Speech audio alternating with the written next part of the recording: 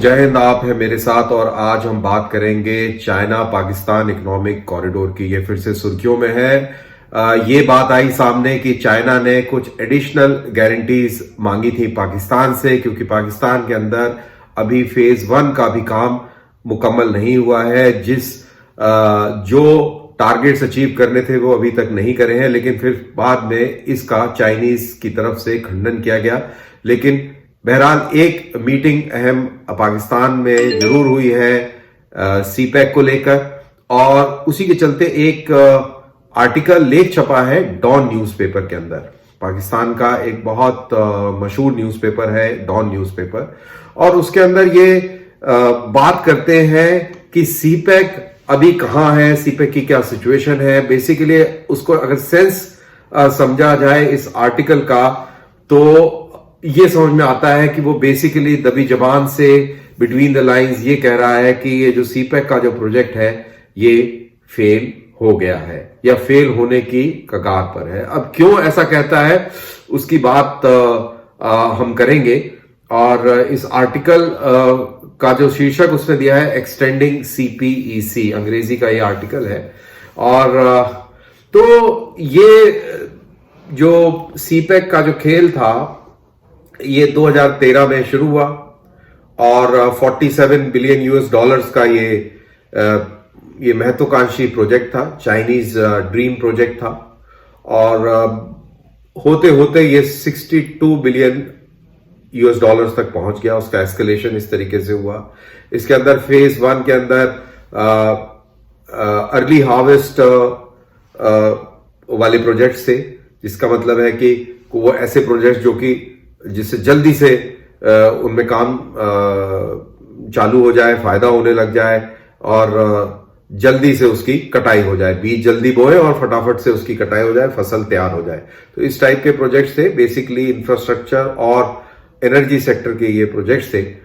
और उसके बाद में फिर ये प्रोजेक्ट्स और बाकी डेवलप होने थे। तो ये मेनली ये था क्या, इसको मैं ये समझाने की कोशिश करता हूं बड़े सिंपल तरीके से। सीपैक को समझने के लिए आपको एशिया का नक्शा जहन में लाना पड़ेगा। ये देखिए, ये नक्शा मैं आपको दिखा रहा हूं। अब आप इसमें देखिए कि जितना भी चाइनीज का जो ट्रेड है उसको स्ट्रेट ऑफ मलक्का या मलक्का जलडमरू से होके गुजरना पड़ता है। एक छोटी सी नैरो सी ओपनिंग है जहां से पूरे जो शिप्स हैं चाइना के वो गुजरते हैं। Mainly the petroleum laden ships, crude oil laden ships जो है वो इस इलाके से गुजरते हैं, और चाइना की एनर्जी रिक्वायरमेंट्स की पूर्ति यहीं से होती है। और ये एक कमजोर नब्ज है चाइना की। कोई भी कॉन्फ्लिक्ट किसी के साथ भी हो, अमेरिका, हिंदुस्तान या किसी के साथ भी, अगर कोई इस नली को चोक कर देता है, रोक देता है, तो उससे पूरे चाइना को मुश्किलें पैदा हो सकती है। तो इस समस्या को दूर करने के लिए चाइनीज ने ये सीपैक का प्रोग्राम बनाया पाकिस्तान के थ्रू, जिसमें चाइना की तरफ से रोड लिंक होगा अरेबियन ओशन तक, और ग्वादर पोर्ट जो कि वो डेवलप कर दिया है उसने और कर रहा है, वहां से फिर वो पूरा अपना ट्रेड करेगा। और जो उसकी जो एनर्जी रिक्वायरमेंट्स है वो भी ग्वादर के थ्रू ऑयल गैस पाइपलाइन से होते के थ्रू चाइना, वेस्टर्न चाइना में वो पहुंचेंगी। तो ये तो चाइनीज मकसद था। और दूसरा मकसद जो जहां तक पाकिस्तान का सवाल है, उसका मकसद था कि इकोनॉमिक डेवलपमेंट हो जाए। पाकिस्तान का बहुत बुरा हाल है, इकोनॉमी बिल्कुल न्यूनतम पायदान पर है, बेरोजगारी चरम पर है, अराजकता जैसा माहौल है। तो पाकिस्तान को भी लगता था कि ठीक है भाई, इस तरीके से हमारा भी उद्धार हो जाएगा। कर्जे में डूबे हुए हैं, सारी दुनिया से कर्जा ले रखा है, कर्जा देने की क्षमता नहीं है, आतंकवाद को पूरी दुनिया में प्रमोट करते हैं, छवि बर्बाद है, घर में बुरा हाल है, बेहाल सिचुएशन है। तो उसमें उनको चाइनीज जो है एक मसीहे के तौर पर नजर आते थे। चाइनीज का एक और जो मकसद था इसके अलावा वो ये था कि उसका जो शिनजियांग प्रोविंस है उसके अंदर जो इस्लामिक और जो मुस्लिम आतंकवाद जो है वो बढ़ता जा रहा था और उसके तार कहीं ना कहीं पाकिस्तान से जुड़े मिलते थे। और चाइना को लगा कि अगर हम इस तरीके से पाकिस्तान के अंदर ये प्रोजेक्ट को लेके जाएंगे और पाकिस्तानी इसको इन्वॉल्व कर लेंगे, जो बेरोजगारी को हम टारगेट कर लेंगे और उनका जो लोगों का जो फोकस है वो हम डेवलपमेंट की तरफ ले आएंगे, तो जो सपोर्ट है उइगुर आतंकवादियों का वो खत्म हो पाएगा। तो बहरहाल एक तरीके से वो इसमें सक्सेसफुल भी हुए। तो अगर बात सिर्फ सीपैक की करी जाए और बात ये करी जाए कि चाइना का ये जो सीपैक प्रोजेक्ट है ये पाकिस्तान में अभी किस लेवल पर पहुंचा है, तो as per this don newspaper report ये इसका जो फेज 1 जो था वो भी अभी कामयाब नहीं हुआ है, वो भी किसी लेवल तक नहीं पहुंचा है जिस लेवल तक वो पहुंचाना चाहते थे। उस तरीके का कॉन्फिडेंस जो है जनरेट पाकिस्तानी पब्लिक में वो नहीं कर पाए हैं। और इसका बहुत बड़ा दोष जो है पाकिस्तान का जो सिस्टम है उस पर है। पाकिस्तान के अंदर बेशुमार करप्शन है और ये पूरा जो प्रोजेक्ट है ये फौज चला रही है, फौज की निगरानी में चल रहा है। और कहा जाता है, ये डॉन न्यूज़पेपर नहीं कह रहा है, बट ये कहा जाता है कि जो पाकिस्तानी जो जर्नैल हैं जो इसको कंट्रोल कर रहे हैं वो बहुत ज्यादा करप्शन में इन्वॉल्व है और इस करप्शन के चलते जो प्रोग्रेस है वो काफी खराब हुई है। पाकिस्तानियों का एक बड़ा पिक्यूलियर सा ट्रेट है कि वो करप्शन करते हैं, पैसा बनाते हैं और विदेश में जाके सेटल हो जाते हैं, बेशुमार दौलत अर्जित करके, और वो विदेश में सेटल हो जाते हैं। इसके भी जो सीपैक के भी जो चेयरमैन थे general Bajwa, major general Bajwa, उनकी भी करप्शन उजागर हुई। पापा जोन्स की लंबी चौड़ी चेन ऑफ रेस्टोरेंट्स निकली उनके नाम पर और इस तरीके से उनके ऊपर काफी इल्जाम लगे। वो बात और है कि पाकिस्तान में किसी फौजी के ऊपर कोई कार्रवाई इस प्रकार से नहीं होती है, they are immune to all that. तो इसी सब के चलते पाकिस्तान के अंदर जो सीपैक जो था, शी जिनपिंग का ड्रीम प्रोजेक्ट था, वो पहला फेज भी अचीव नहीं कर पाया है। अब ये जो डॉन न्यूज़पेपर जो कह रहा है कि they are talking of extending the CPEC, तो सीपैक के अंदर अब इनको ये समझ में आया है कि सिर्फ पाकिस्तान के अंदर ही इसको करने से इसकी जो सही पोटेंशियल है वो उभर कर नहीं आएगी, उसको एक्सटेंड करना पड़ेगा। एक्सटेंड करने का मतलब है कि नेबरिंग कंट्रीज के अंदर इसका जाल फैलाना पड़ेगा।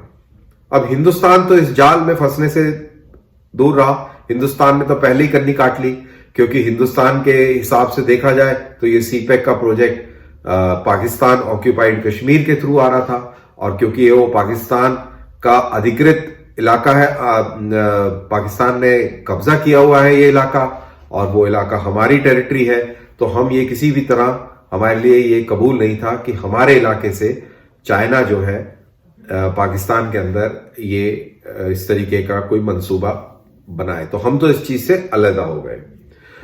अब रहा ईरान और दूसरा रहा अफगानिस्तान। ईरान के साथ में वो गैस रिलेटेड और ऑयल रिलेटेड जो इंफ्रास्ट्रक्चर है उसको डेवलप करने की बातें कर रहे हैं, लेकिन वहां पे आड़े आ जाता है आपका बलूच नेशनलिज्म। वहां पे बलूच फ्रीडम फाइटर्स हैं, वो उनका कहना है कि आप हमारे संसाधनों को चाइना के साथ मिलकर लूट रहे हैं और हम जो लोकल लोग हैं वो दरकिनार हो गए हैं, साइडलाइन हो गए हैं और हमारी गरीबी का शोषण किया जा रहा है, हमारे इलाके को एक्सप्लॉइट किया जा रहा है, तो वो उसके खिलाफ खड़े हुए हैं। इन्होंने पीछे कराची स्टॉक एक्सचेंज पर भी हमला किया, गवादर से कराची जाते हुए बसों पर भी हमला किया, चाइनीज वर्कर्स को भी एबडक्ट किया, फौजियों के ऊपर हमला हम निरंतर सुनते रहते हैं कि बलूचिस्तान में हो रहे हैं। तो एक वो भी एक इशू है, वहां पर अनस्टेबिलिटी का माहौल है जिसके चलते वहां जो एनर्जी रिलेटेड प्रोजेक्ट्स थे वो उस तरीके से नहीं निकल पाए।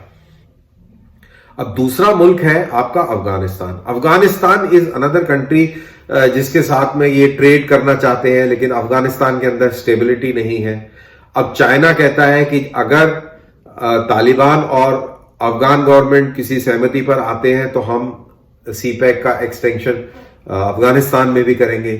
पाकिस्तान एक तरफ चाहता है कि सीपैक का एक्सटेंशन हो, बट दूसरी तरफ नहीं चाहता कि अफगानिस्तान में स्टेबिलिटी हो। अगर अफगानिस्तान में स्टेबिलिटी होगी तो वो पाकिस्तान के खिलाफ जाती है। तो पाकिस्तान चाहता है कि वहां अनस्टेबल एनवायरनमेंट रहे, जिससे कि पाकिस्तान की वर्चुअल पकड़ जो है अफगानिस्तान के ऊपर बनी रहे, और वो उसको लगता है कि हिंदुस्तान वहां पर आना चाह रहा है अफगानिस्तान में, तो वो हिंदुस्तान को अफगानिस्तान से परे रख सके। ये हमने देखा कि किस तरीके से पिछले कुछ दिनों में काबुल के अंदर हमले हुए, यूनिवर्सिटी के अंदर हमला हुआ और सिविलियंस को टारगेट किया गया, जिसकी तालिबान ने बिल्कुल भी रिस्पॉन्सिबिलिटी नहीं ली और बल्कि खारिज कर दिया कि ये हमारे लोग नहीं है, हमारे लोगों का काम नहीं है। तो उसका भी जो शक है वो आईएसआई के ऊपर जाता है, और खलाई मखलूक जो फरिश्ते हैं, जिनको पाकिस्तान की फौज को फरिश्ता कहा जाता है पाकिस्तान के अंदर सरकास्टिकली, तो उनकी तरफ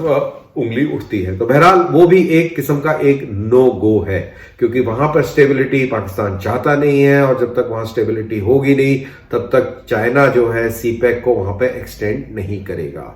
और जब तक सीपैक के जो टेंटिकल्स हैं एक्सपैंड नहीं होंगे, ईरान में नहीं जाएंगे, आपके सेंट्रल एशिया में नहीं जाएंगे अफगानिस्तान से होते हुए, और आगे चल के यूरोप से नहीं जुड़ेंगे इसके तार, तो तब तक ये सीपैक की जो सही पोटेंशियल है जिसको लेकर ये आए थे वो कभी सफल नहीं होगी। और साथ ही साथ हमें ये भी सुनने को मिल रहा है कि सिंध के अंदर भी आवाजें उठ रही हैं कि सिंध में भी एक मुखालफत सी खड़ी हो रही है टुवर्ड्स सीपैक। वहां पे ये बात हो रही है कि कोई 2 आइलैंड्स हैं सिंध के अंदर इंडस रिवर बेसिन में, जो कि चाइना को परमानेंटली दिए जा रहे हैं, और एक किस्म से एक सिंधी नेशनलिज्म को भी हवा इससे मिलती है। तो बेसिकली एक पाकिस्तानी करप्शन है, इस्टेब्लिशमेंट का करप्शन है, पाकिस्तानी इस्टेब्लिशमेंट की लूट है, जिसने चाइना जैसे मुल्क के मंसूबों को भी फेल कर दिया है। अब आगे देखना है कि ये क्या सफल होगा या ये पूरी तरह विफल होगा, और इसके विफल होने से, जो कि डॉन की ये जो रिपोर्ट में जो पढ़ रहा हूं, जो मैंने पढ़ी है, उससे ये लगता है कि आने वाले समय में ये प्रोजेक्ट जो है फेल होना लाजमी है, क्योंकि अभी फर्स्ट फेज भी सक्सेसफुल नहीं हुआ है। और अगर ऐसा होता है तो पाकिस्तान चीन के क्या रिलेशंस रहने वाले हैं। तो बहरहाल ये तो फ्यूचर का इंतजार करना पड़ेगा। तो ये थी एक मेरी तरफ से छोटी सी पेशकश। आपको पसंद आई तो जरूर लाइक करिएगा, और जय हिंद।